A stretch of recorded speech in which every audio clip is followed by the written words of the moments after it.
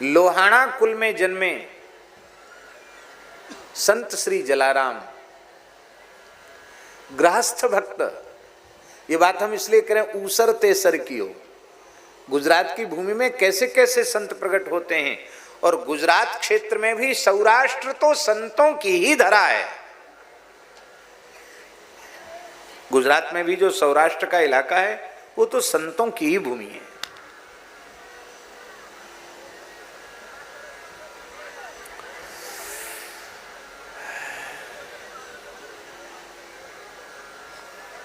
संत जलाराम जी साधु सेवा करते थे। कोई अतिथि आ जाए, संत सेवा तो करते थे, जीव मात्र कोई आ जाए सबको खिलाते थे। बड़ा विस्तृत चरित्र है उनका।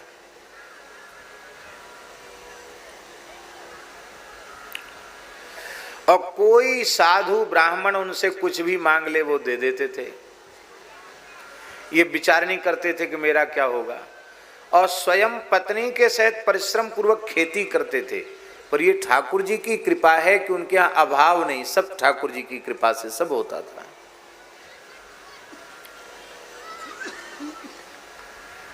एक बार ठाकुर जी एक वृद्ध संत के रूप में आ गए जलाराम जी के यहाँ घर में। पत्नी ही उनकी रोटी बना के जिमाती थी। तो ठाकुर जी कुछ दिन विराजे और विराजने के बाद बोले, महाराज क्या सेवा करूं? उन्होंने कहा, सेवा तो क्या है भगत जी, अब मैं बूढ़ा हो गया हूं, कोई चेला चेली हमारा है नहीं, और तुम्हारी पत्नी बड़ी भगतानी, बहुत अच्छे भाव वाली है, तो मैं जहाँ रहता हूँ अपनी पत्नी हमको दे दो, रहेगी सेवा करेगी।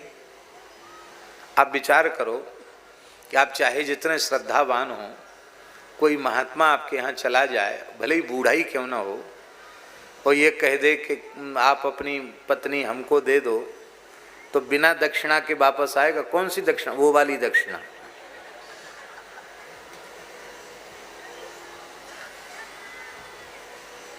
अरे कहेंगे कि पागल हो गया, महात्मा है कि आफत। अरे राम राम, बताओ क्या बोलता है।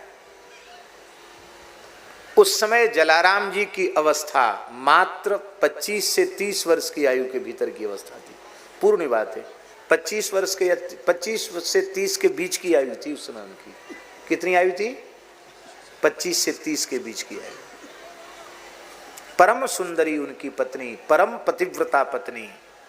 और उन्होंने कहा, देवी तुम्हारे सौभाग्य की हम क्या प्रशंसा करें, साक्षात संत भगवान की सेवा तुम्हें प्राप्त हो रही है, तुम्हें कोई संकोच न हो तो तुम जाओ। कहा, भगवान मेरे लिए तो आपकी आज्ञा ही सर्वोपरि है, मेरा अपना कोई आग्रह विचार है ही नहीं। और ठाकुर जी के पीछे पीछे वह चल पड़ी। जहाँ आजकल वीरपुर है वहाँ तक ठाकुर जी उस देवी को ले गए, और अपना डंडा और अपनी झोली ठाकुर जी ने थमा दी और कहा कि बस प्रतीक्षा करो। ठाकुर जी अंतर्धान हो गए। परीक्षा में पास हो गई जलाराम जी, अंतर्धान हो गए। और जलाराम जी के सामने प्रकट होकर भगवान ने कहा, जलाराम तुम मेरे श्रेष्ठ भक्त हो, मेरी झोली और मेरा डंडा तुम्हारी पत्नी के पास है, उसको स्थापित करो। तुम अनन्य राम भक्त हो और जीव मात्र की सेवा करो। मैं तुम्हारे यहाँ निरंतर निवास करूँगा। क्या कहा भगवान ने? मैं तुम्हारे यहाँ निरंतर निवास करूँगा। आज भी भगवान के हाथ का डंडा और झोली आज भी वहाँ, आपने दर्शन किया है, आज भी डंडा झोली रखी है। कभी भी किसी समय में कोई भी पहुँच जाए, बिना कुछ प्रसाद पाए वहाँ से आने नहीं दिया जाता। और चंदा, रसीद, चिट्ठा, भेंट, गोलक कुछ नहीं है। हाँ, मनाही और लिखी है कि यहाँ भेंट चढ़ाना मना है। और जलाराम जी के वंशज ही सेवा कर रहे हैं, वही पीढ़ी चल रही है। 200 साल से एक भी ऐसा कोई व्यक्ति पैदा नहीं हुआ जिसके सेवा में मन न हो। सबके सब साधु सेवी। धन्य है ये है जलाराम जी की तपस्या। कुछ यवन शिकार खेल के आए थे, पशु पक्षियों को, हिरणों को, पशु पक्षियों को मार करके और थैलों में, कपड़ों के थैलों में बंद करके वो लेके आए। वहाँ जलाराम जी के यहाँ पंगत हो रही थी। अरे बोले यहीं भोजन करने, भूख लगी है, बैठ गए। वहाँ मना तो किसी को था नहीं। तो वो जो खूंटियों पर जो झोलियाँ लटकाई थी, उनमें जो हिरन, खरगोश और पक्षी जो मरे हुए थे, उनका खून टपक रहा था। उसको जब जलाराम जी ने देखा तो भगवान के नाम का स्मरण करके अपनी छड़ी जैसे ही उन झोलियों में स्पर्श कराई, वे सब के सब हिरन, खरगोश, पक्षी जीवित होकर चले गए, फुर्र फुर्र से उड़ गए। सब मरे हुए प्राणी जीवित हो गए। और उस समय उन यवनों ने प्रणाम करके कहा कि आज से हम मांसाहार का त्याग करते हैं और हम राम नाम का जप करते हैं। और उन मुसलमानों ने कहा, जलाराम जी, बहुत पुरानी घटना नहीं, 200 साल पुरानी घटना होगी ज़्यादा से ज़्यादा। और उन्होंने क्या कहा, जो न करे अल्लाह सो करे जला। जो अल्लाह नहीं कर सकता वो जलाराम ने करके दिखा दिया। इतने मरे हुए प्राणियों को हमने हत्या की थी, इन्होंने जीवित कर दिया। जलाराम जी के यहाँ एक सेवक था, बड़ा निष्ठावान सेवक था, जलाराम जी को गुरु मानता था। जलाराम जी तो गृहस्थ थे, लोहाना वैश्य थे।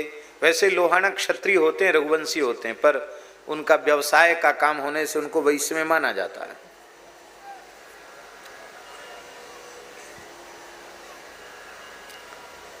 तो महाराज जी क्या कह रहे थे, हम शांत होकर के सुने हैं। हाँ, वो कहता था, जलाराम जी का शिष्य कहता था, वो शिष्य नहीं था, वैसे मानता था उनको गुरु, भक्त था जलाराम जी का। जलाराम जी किसी को दीक्षा दें, चेला बनावे, ये तो थी नहीं बात। वो कहता था कि महाराज जी तीर्थ यात्रा के लिए चलिए। तो जलाराम जी ने कहा, ठाकुर जी की सेवा है, गौ माता की सेवा है, ब्राह्मणों की, संतों की सेवा है, अतिथियों की सेवा, ये सब छूट जाएगी। कितने जीव यहाँ आते हैं, प्रेम से प्रसाद पाते हैं। और जहाँ राम नाम का जप होता है, कीर्तन होता है, वहाँ सारे तीर्थ निवास करते हैं। इसलिए ज़्यादा भटकने की जरूरत नहीं, यहीं प्रेम से रह करके सेवा करो। और वो कहता था नहीं। एक दिन वो बोला, महाराज हम तो तीर्थराज प्रयाग तो स्नान करने जाएंगे ही। तो जलाराम जी बोले, ठीक है भैया, तुम्हारा ज़्यादा आग्रह है तो कल तुम चले जाना। क्या करोगे? बोले मौनी अमावस्या आ रही ना, उस पर जाके तीर्थराज प्रयाग में गोता लगाएंगे। क्या कहा? इसी मौनी अमावस्या को गोता लगाएंगे। पैदल रास्ते थे उस जमाने में, चल के जाएंगे पहले से। तो उसने अपने मन में क्या सोचा कि हम रोज पूछते हैं और रोज तो कोई ना कोई बहाना कर देते हैं कि आज नहीं कल चले जाना। तो हम रात को इतने जल्दी उठ करके और अब यहाँ से कुछ थोड़ा सा रास्ते के खाने के लिए बांध करके और हम जल्दी यहाँ से चले जाएंगे। हमारा गुरु जी जा रहे हैं, बस चले जाएंगे। तो वो जल्दी निकलना था उसको, भगत को।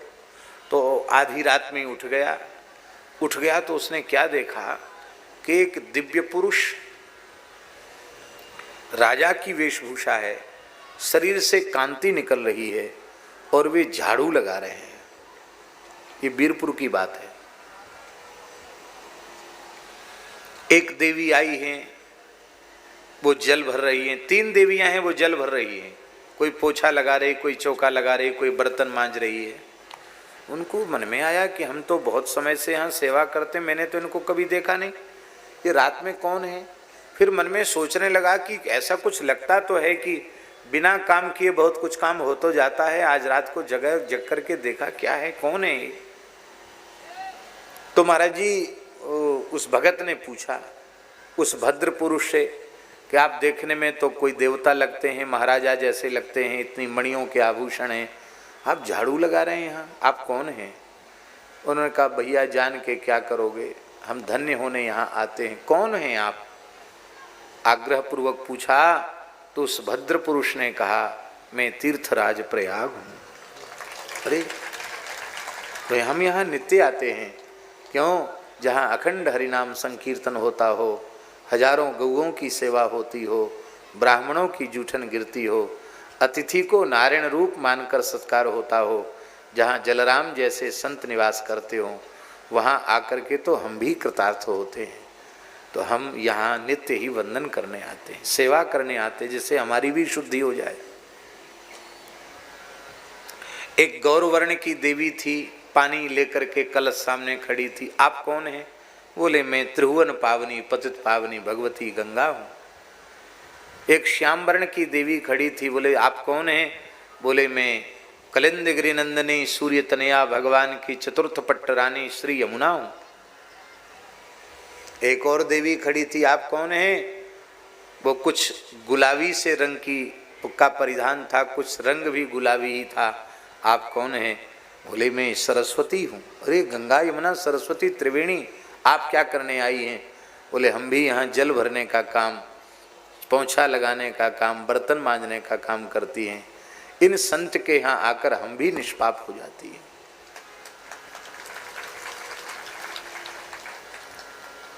दृश्य अंतर्धान हो गया और वो भगत तान दुपट्टा सो गया। ऐसे नहीं जैसे हमारे पास वाले सो जाते, ऐसे नहीं सोया।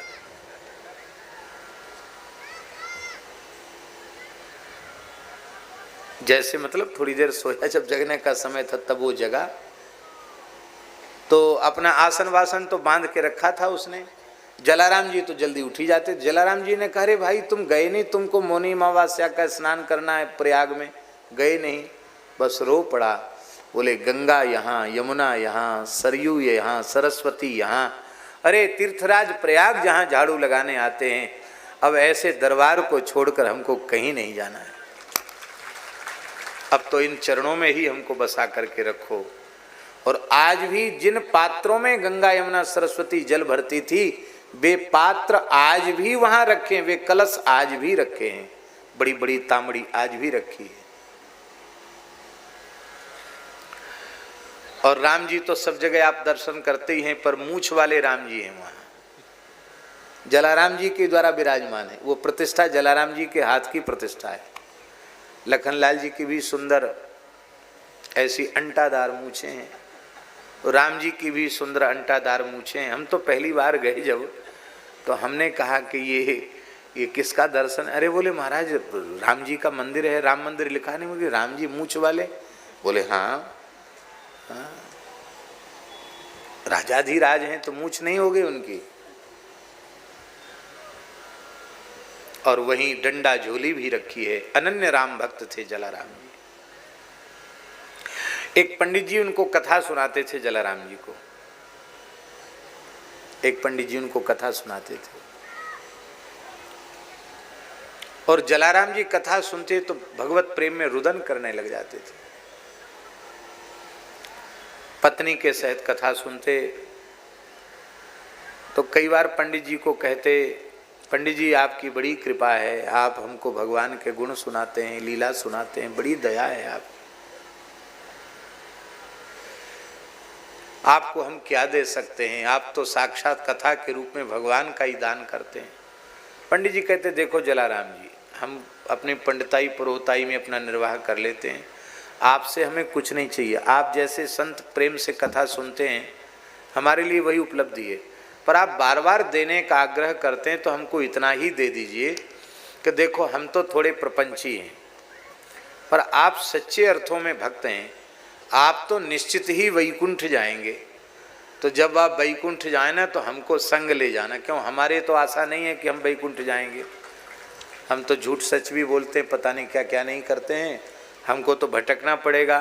तो आप कुछ देना ही चाहते हैं तो जब आप वैकुंठ जाएं तो हमको साथ ले चलना। तो जलाराम जी मुस्कुरा जाते, वो कहते ठीक है, जैसी भगवान की इच्छा। एक दिन जलाराम जी पधार गए, भगवत धाम चले गए। और पंडित जी उस समय कहीं दूसरे गांव में कथा वांचने गए थे। कथा वक्ता तो थे ही, वो कथा वांचने गए थे। और उन जमानों में बैलगाड़ियों से ही वक्ता आया जाया करते थे। हमने अपने बचपन में देखा बैलगाड़ियों से कथावाचकों को आते जाते। गांव में हमने देखा कि घर में कोई पुराण, और पुरानी पद्धति आज नहीं है, वो भले ही गांव थे लेकिन शास्त्र की विधि का जैसा आदर हमने बचपन में देखा आज वह नहीं दिखाई पड़ता। हमने देखा कि पुराण लेने, पोथी लेने आते थे यजमान, तो पहले विधिवत घर में ही पुराण का पूजन होता था। ब्राह्मण का वक्ता का पूजन होता था। अब उनके परिवार के छोटे बच्चे सबको कुछ न कुछ तिलक करके, चंदन करके, कुछ न कुछ भेंट दक्षिणा अर्पित करता था यजमान। गरीब से गरीब भी होता तो उस समय में चुवन्नी अठन्नी चलती थी, तो भले ही चुवन्नी अठन्नी देता। और परिवार के छोटे छोटे बच्चे वो चुवन्नी अठन्नी के लिए भी सब काम छोड़ के बैठ जाते। क्यों? क्योंकि 5 पैसा की, 10 पैसा की ठंडी मीठी बर्फ आती थी, तो चुवन्नी के तो कितनी बर्फ आ जाएगी, चूसने वाली होती ना, चुस्की गोला बर्फ, आइसक्रीम। गांव में घूमते हैं और फिर बैलगाड़ी में पोथी को सुंदर एक चौकी पर आसन विराजमान करके, पोथी और पंडित जी एक बैलगाड़ी में, 2-2, 3-3 बैलगाड़ी आती थी, और बैलगाड़ी से दूसरे गांव कथा बांचने जाते थे, फिर बैलगाड़ी से ही वापस। ये हमने अपनी आंखों से देखा है। तो राम जी, पंडित जी बैलगाड़ी से आ रहे थे तो उन्होंने क्या देखा कि जलाराम जी, एक सजी धजी बैलगाड़ी है, सफ़ेद रंग के बैल हैं, खूब ऊंचे ऊंचे बैल, और पूरी गाड़ी में सुंदर पीले रंग के गद्दा तकिया तोशक विराजमान हैं। और जलाराम जी साधारण सूती कपड़ा पहनते थे, लेकिन रेशमी पीताम्बरी धारण किए हुए हैं, और खूब सुंदर केसरिया चंदन पूरे भाल पर लगा है। और जैसे हमने खूब तुलसी और मालती की मालाएं भगवत प्रसादी धारण कर रखी हैं, ऐसे ही खूब मालाएं उन्होंने पहन रखी थी। बड़े ठाट बाट से जा रहे थे। तो पंडित जी ने देख करके अपनी गाड़ी रुकवाई। अरे बोले, तो जलाराम भगत जी जा रहे हैं। उतरे। जलाराम जी ने पंडित जी को प्रणाम किया। पंडित जी प्रणाम। और पंडित जी ने एक व्यंग कर दिया। पंडित जी बोले कि बुढ़ापे में शौक सूझ रही है भगत जी, हैं? आपका सारा जीवन बहुत साधारण सामान्य बीता, बिना शान शौकत के, और अब इतनी शान शौकत, एक गद्दा तकिया तोशक और रेशमी पीताम्बरी और इतना सुंदर सज धज के कहाँ जा रहे हो? अब तो भगत जी बहुत शान शौकत करने लगे हैं। वो हंस कर के बोले, पंडित जी हम वैकुंठ जा रहे हैं। इतना सुनते वो ठहाका लगा के हंसे। आप तो कभी झूठ बोलते नहीं थे, आप झूठ कैसे बोल रहे हैं? अरे भला कोई बैलगाड़ी में चढ़ के भी वैकुंठ जाता है? जलाराम जी बोले, बैलगाड़ी नहीं है, विमान है। आपको बैलगाड़ी जैसा लग रहा, विमान है भगवान का। आप बार बार कहते थे कि भगत जी वैकुंठ जाना तो हमको साथ ले जाना, इसलिए मैं आया हूँ, बैठ जाओ गाड़ी में, चलो। तो पंडित जी बोले, बैलगाड़ी में बैठ के बैकुंठ तुम ही जाओ। मुस्कुरा कर बोले, अच्छा पंडित जी राम राम। और बैलगाड़ी और जलाराम जी अंतर्धान। अब इनको लगा कि ये क्या हुआ। तुरंत वीरपुर आए तो वहाँ हजारों लोग रो रहे थे। आज जलाराम जी भगवत धाम प्रयाण हो गए। और जलाराम जी की पत्नी, उन्होंने भी अपने प्राणों का विसर्जन कर दिया। आज जलाराम जी के संस्कार की तैयारी हो रही थी। पंडित जी रोते रह गए। ये है जलाराम। ये आप कहेंगे कि जलाराम जी की चर्चा आपने क्यों की, नरसिंह जी का चरित्र कह रहे हैं? ये इसलिए मैंने किया कि ऊसरते सर कियो खंड दोष ही खोयो जिन। ऊसर को सर कर दिया। देशल भगत ध्रांगध्रा में हुए, साक्षात भगवान शिव ने उनके लिए ड्यूटी दी उनकी समाधि हम लोग गए थे दर्शन करने, देसल भगत की समाधि।